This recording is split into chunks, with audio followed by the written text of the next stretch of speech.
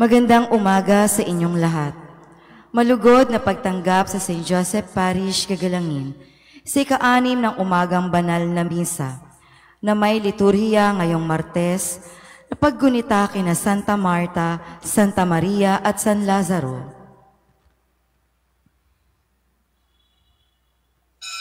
Tumayo po ang lahat at tayo'y makiisa sa Eucharistikong pagdiriwang na pamumunuan ng ating kura paroko, Reverendo Padre Douglas D. Badong.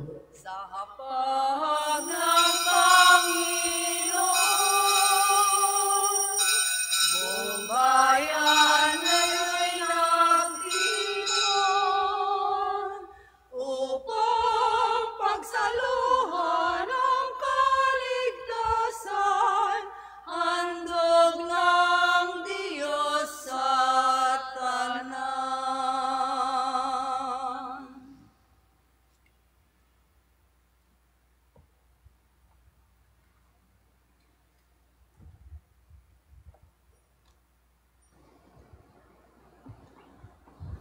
Sa ngalan ng Ama at ng Anak at ng Espiritu Santo, Amen. ang pagpapala ng ating Panginoong Hesukristo, ang pag-ibig ng Diyos Ama, at ang makikipagkaisa ng Espiritu Santo naway sumainyong lahat.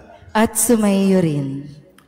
Mga kapatid, aminin natin ang ating mga kasalanan upang tayo'y maging marapat gumanap sa banal na pagdiriwang.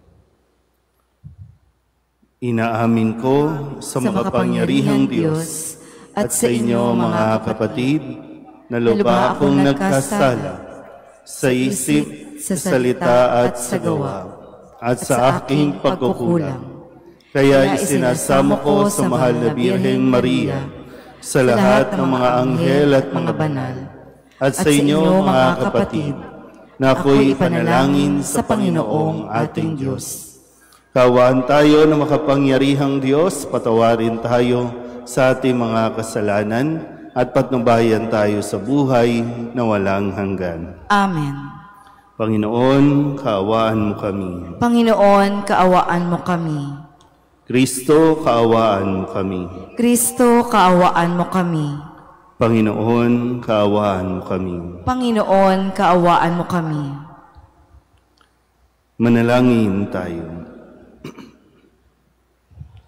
Ama naming makapangyarihan, hindi ikinahiya ng iyong anak na makituloy sa bahay ni Marta, Maria at Lazaro.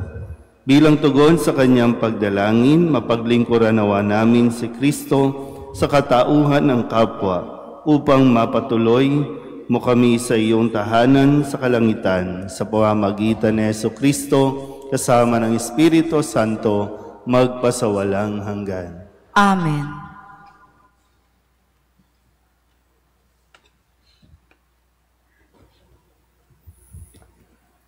Pagbasa mula sa unang sulat ni Apostol San Juan.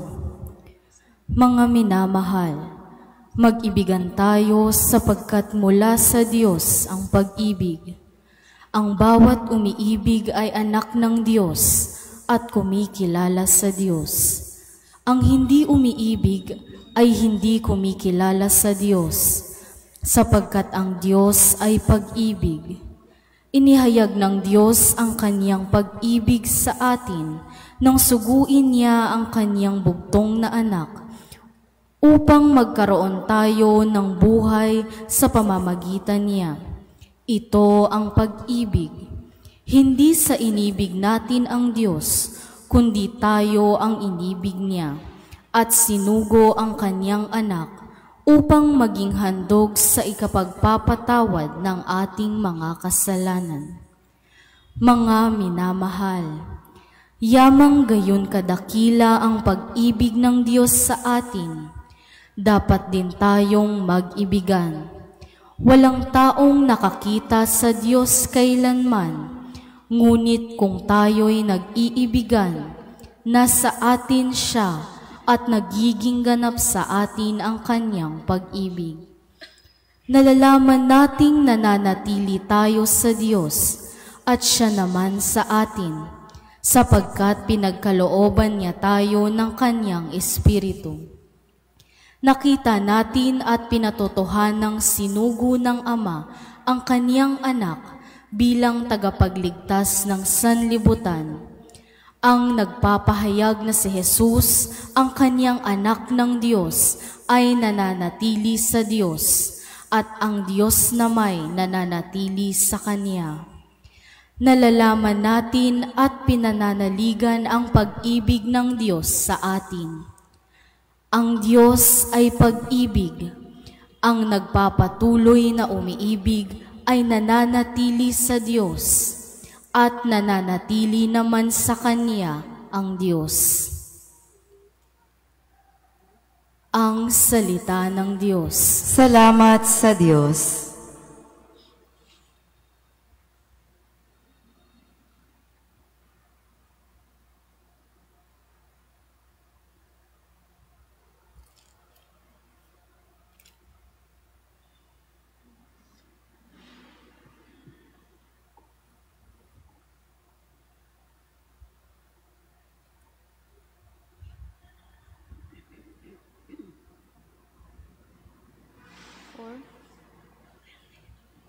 Palagi kong pupurihin ang dakilang poon natin. Palagi kong pupurihin ang dakilang poon natin. Panginooy aking laging pupurihin, sa pasasalamat di ako titigil. Aking pupurihin kaniyang mga gawa, kayong naaapi makinig matuwa. Palagi kong pupurihin ang dakilang poon natin. Ang pagkadakila niya ay ihayag, at ang ngalan niya ay purihin ng lahat. Ang aking dalangi dininig ng Diyos, nawala sa akin ang lahat ng takot. Palagi kong pupurihin ang dakilang poon natin. Nagalak ang aping umasa sa Kanya, pagkat di nabigo ang pag-asa nila. Tumatawag sa Diyos ang walang pag-asa, sila'y iniligtas sa hirap at dusa. Palagi kong pupurihin ang dakilang poon natin. Anghel yaong bantay sa may takot sa Diyos, sa mga panganib sila'y kinukupkop. Ang galing ng Panginoon hanaping masikap, yaong nagtiwala sa Kanya't naligtas, ay maituturing na taong mapalad. Palagi kong pupurihin ang dakilang poon natin. Matakot sa poon, kayo Kanyang bayan, nang makamtan ninyo ang lahat ng bagay. Kahit mga leon ay nagugutom din, sila'y nagkukulang sa hustong pagkain. Ngunit ang sinumang ang poon susundin, sa anong bagay ay hindi kukulangin. Palagi kong pupurihin ang dakilang poon natin. Magsitayo na po ang lahat.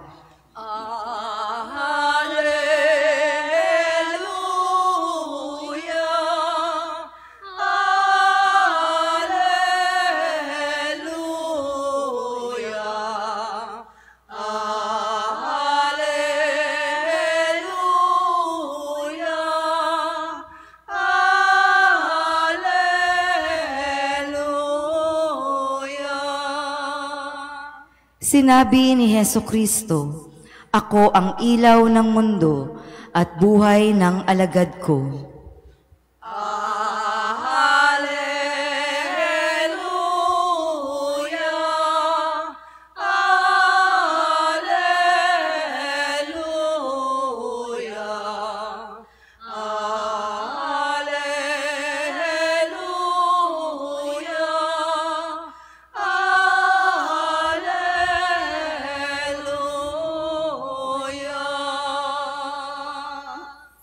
Sumainyo ang Panginoon. At sumaiyo rin.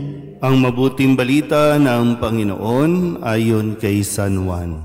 Papuri sa iyo, Panginoon.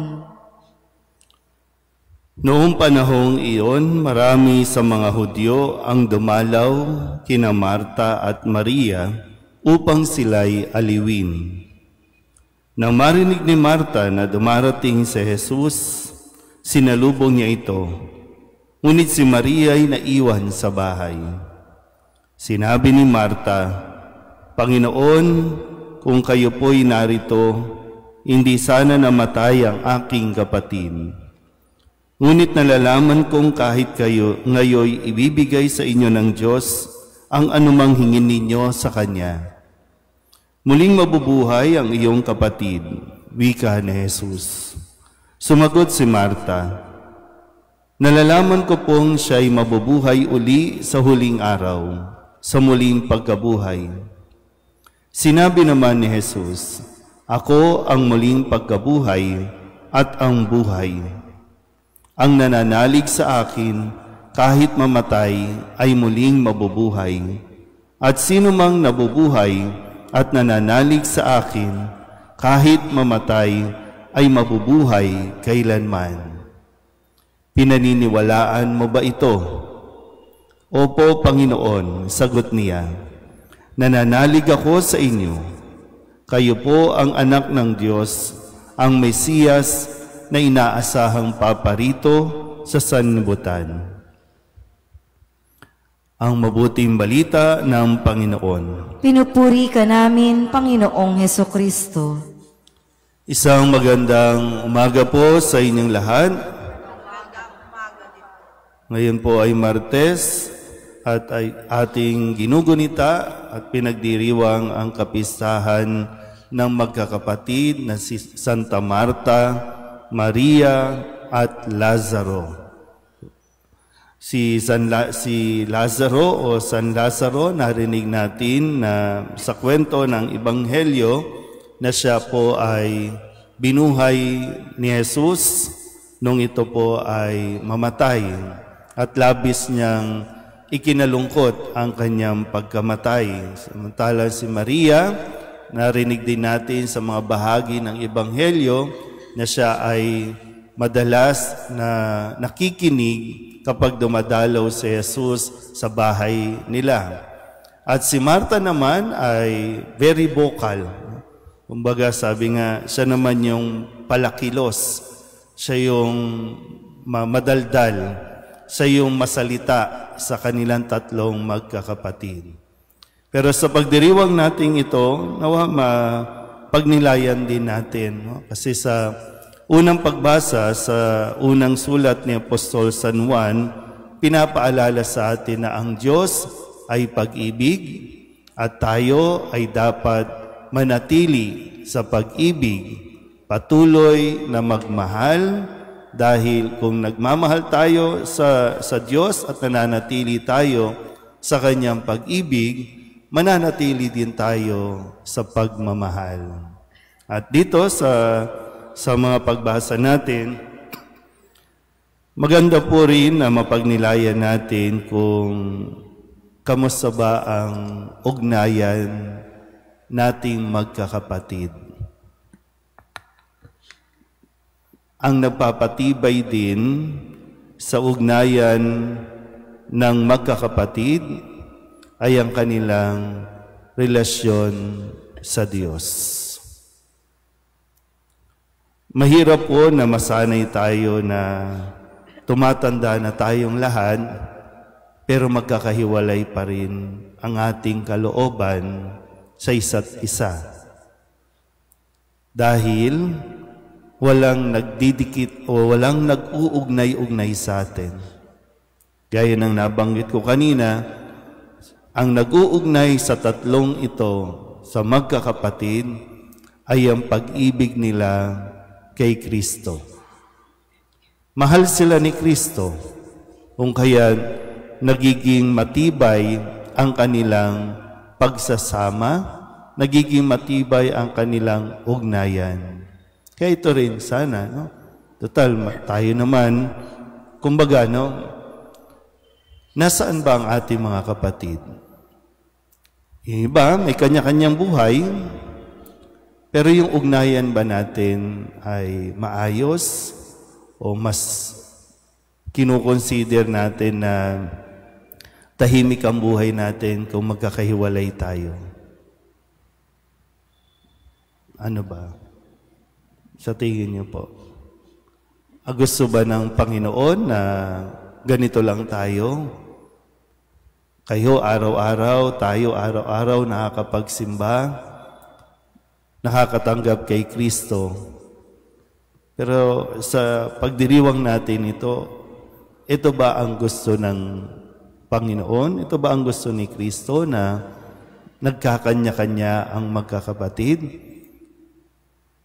Dahil yung iniisip natin, may kanya-kanya naman tayong buhay. Totoo naman yun, tama naman yun. Pero yung mas malalim, yung ugnayan natin sa isa't isa, kamusta ba? Nasaan ba yung ugnayan ito? Pwedeng hindi kayo nag-uusap, di tayo nag-uusap, tahimik tayo. Pero yung katotohanan na may kapatid ka at nasaan nga sila? O kaya naman, pwedeng ikaw, may kapatid ka, pero ano bang ambag mo sa pagpapalalim ng ugnayan ninyong magkakapatid? Sakasakali, sana katulad ni Marta, Maria at Lazaro, manatili tayo kay Kristo. Kahit tumanda na tayo, manatili tayo kay Kristo bilang magkakapatid.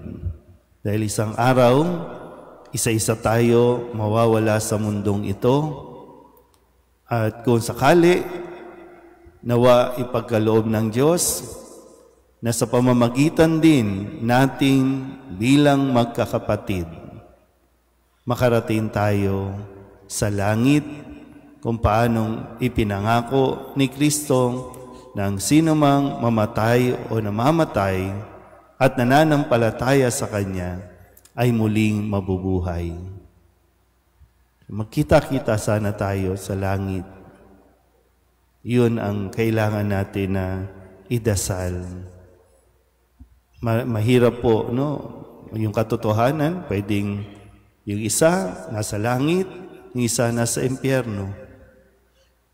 Pero ano bang ginawa o ano bang ginagawa natin para lahat tayong magkakapatid ay makarating sa langit?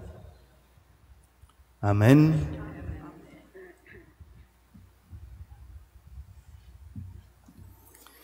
Sa kapisahang ito, alalahanin natin ang mga taong naglilingkod sa atin araw-araw at tilingin natin sa Diyos na ipagkaloob sa kanila ang mga pagpapala at biyayang nais nilang makamit. Ang ating pong itutugon, Panginoon, dinggin mo ang aming panalangin. Panginoon, dinggin mo ang aming panalangin.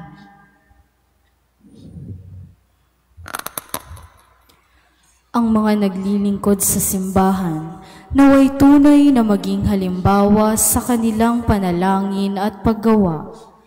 Manalangin tayo sa Panginoon. Panginoon, dinggin mo ang aming panalangin. Ang mga nanunungkulan sa bayan, naway tumupad sa kanilang mga tungkulin sa diwa ng pag-ibig at paglilingkod.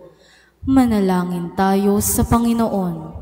Panginoon, dinggin mo ang aming panalangin. Tulad ni Marta, tayo naway magkusa at maging bukas palad sa pagbibigay ng kagalakan at ginhawa sa mga ipinagkatiwala sa ating pangangalaga. Manalangin tayo sa Panginoon. Panginoon, dinggin mo ang aming panalangin. Ang mga may sakit at matatanda, naway makaranas ng pangangalaga at pagtataguyod ng kanilang mga pamilya at mga kaibigan. Manalangin tayo sa Panginoon. Panginoon, dinggin mo ang aming panalangin. Ang mga yumaong mananampalataya na naglingkod noong sila ay nabubuhay pa, naway umani sa langit ng mga bunga ng kanilang mga pagsisikap. Manalangin tayo sa Panginoon. Panginoon, dinggin mo ang aming panalangin. Idulog din natin sa Panginoon ang ating mga personal na kahilingan at mga panalangin para sa ating mga pamilya, kasama din ang mga kahilingan ng mga nanonood sa online. Lahat ng mga misang pasasalamat, special na intensyon, agarang paggaling ng mga may sakit, at ang lahat ng mga kaluluwa na inihiling na ipagdasal sa misang ito.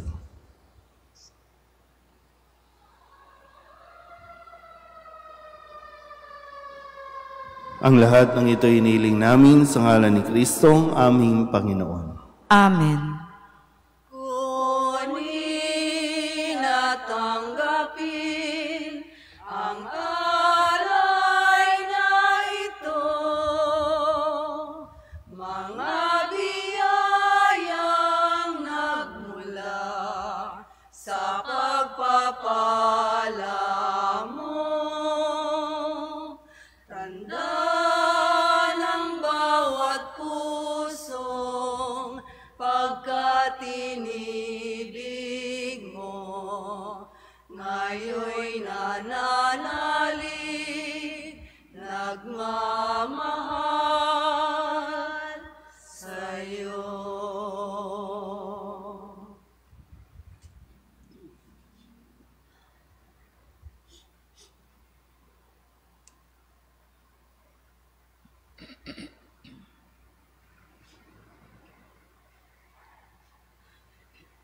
Manalangin kayo mga kapatid upang paghahain natin ay kalugdan ng Diyos Amang makapangyarihan. Tanggapin nawa ng Panginoon itong paghahain sa iyong mga kamay, sa kapurihan niya at karangalan sa ating kapakinabangan at sa buong sambayanan niyang banal.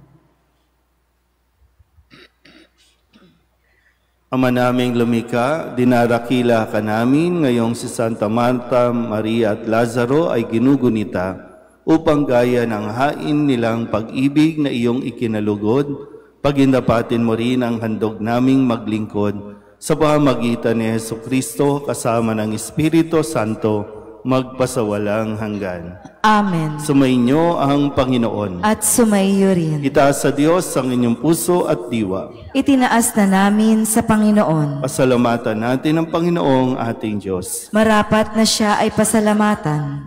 Ama naming makapangyarihan, tunay ngang marapat na ikaw ay aming pasalamatan.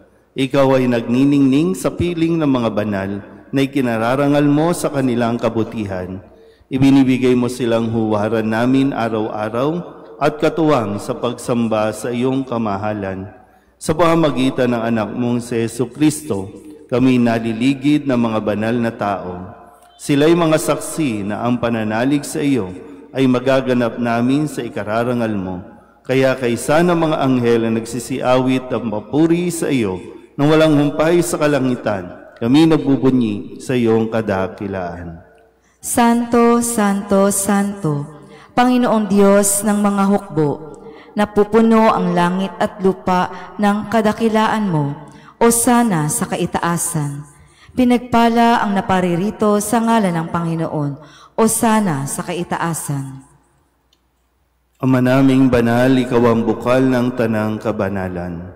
Kaya't sa pamamagitan ng iyong Espiritu, gawin mong banal ang kaloob na ito upang para sa aming maging katawan at dugo ng aming Panginoong Jesucristo. Bago niya ang pinagtiis ang kusang loob na maging handog, inawakan niya ang tinapay, pinasalamatan kaniya, pinaghati-hati niya iyon, iniabot sa kanyang mga alagad at sinabi, tanggapin ninyong lahat ito at kanin, ito ang aking katawan na ihahandog para sa inyo.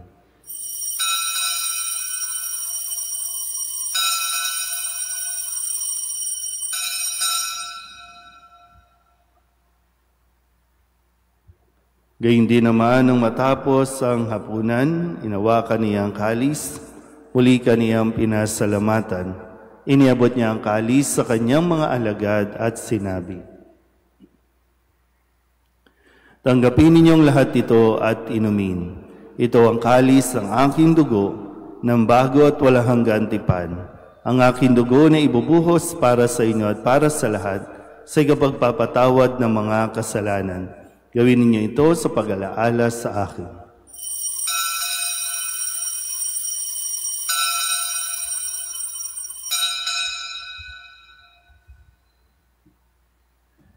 Ipagbunyi natin ang misteryo ng pananampalataya. Si Kristo'y namatay, si Kristo'y nabuhay, si Kristo'y babalik sa wakas ng panahon.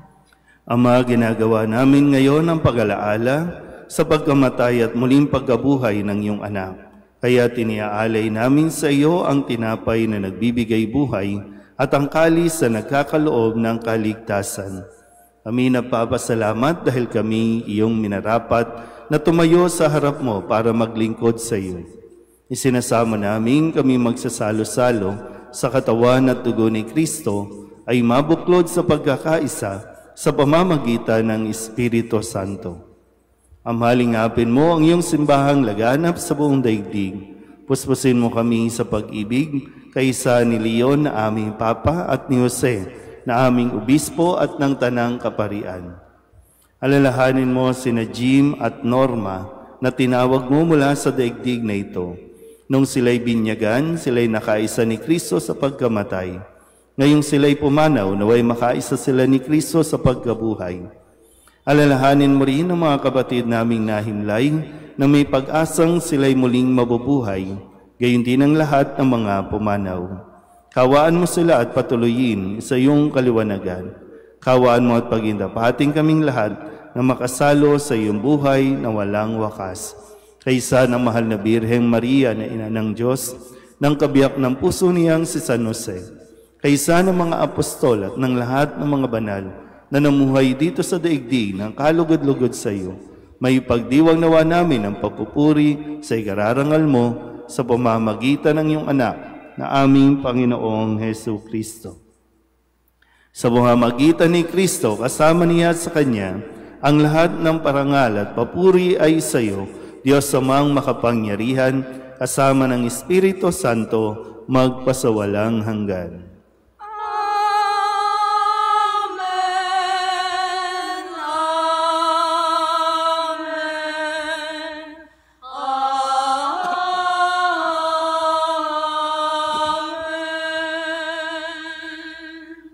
Sa tagabili ng mga nakagagaling na utos at turo ni Jesus sa Panginoon natin at Diyos, ipahayag natin ang lakas loob.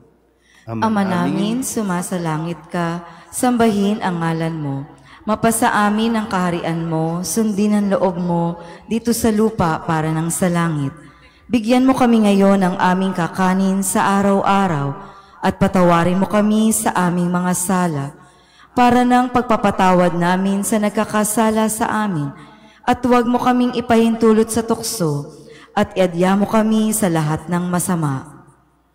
Hinihiling namin kami iadya sa lahat ng masama, pagkalooban ng kapayapaan araw-araw, iligtas sa kasalanan, at ilayo sa lahat ng kapahamakan, samantalang aming pinananabikan ang dakilang araw ng pagpapahayag ng tagapagligtas naming si Hesu Kristo. Sapagkat iyo ang kaharian at ang kapangyarihan at ang kapurihan, magpakailanman. Amen. Panginoong Hesu Kristo, sinabi mo sa iyong mga apostol, kapayapaan ang iniiwan ko sa inyo, ang aking kapayapaan ang binibigay ko sa inyo. Tunghayan mo ang aming pananampalataya at huwag ang aming mga pagkakasala. Pagkalooban mo kami ng kapayapaan at pagkakaisa ayon sa iyong kalooban, kasama ng Espiritu Santo, magpasawalang hanggan. Amen. Ang kapayapaan ng Panginoon ay laging sumainyo. At sumaiyo rin. Pabigayan po tayo ng kapayapaan sa isa't isa.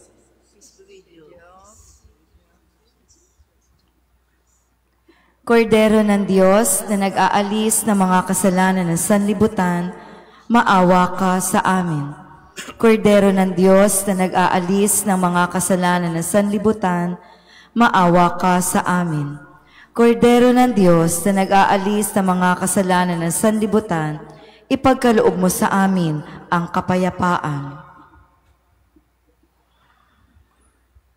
Ito ang kordero ng Diyos. Ito ang nag-aalis ng kasalanan ng sanlibutan.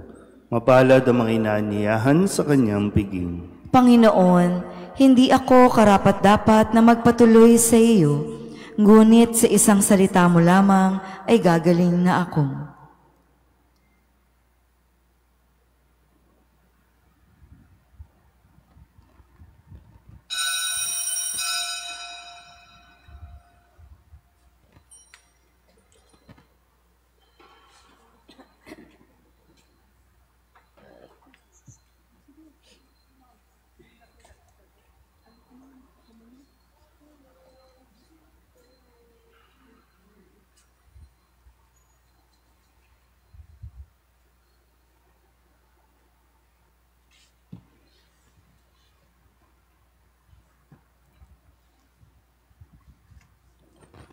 Manalangin tayo. Ama naming mapagmahal, pakundangan sa katawat dugo ni Kristo na aming tinanggap, huwag mong ipahintulot na kami sa kasamaan masadlak. Sa halip, pakundangan kay Santa Marta, Maria at Lazarong uliran, umunlad nawa kami sa pag-ibig na wagas araw-araw at makaharap nawa kami sa iyo, sa langit kailanman. Sa pamamagitan ni Jesucristo, kasama ng Espiritu Santo, magpasawalang hanggan.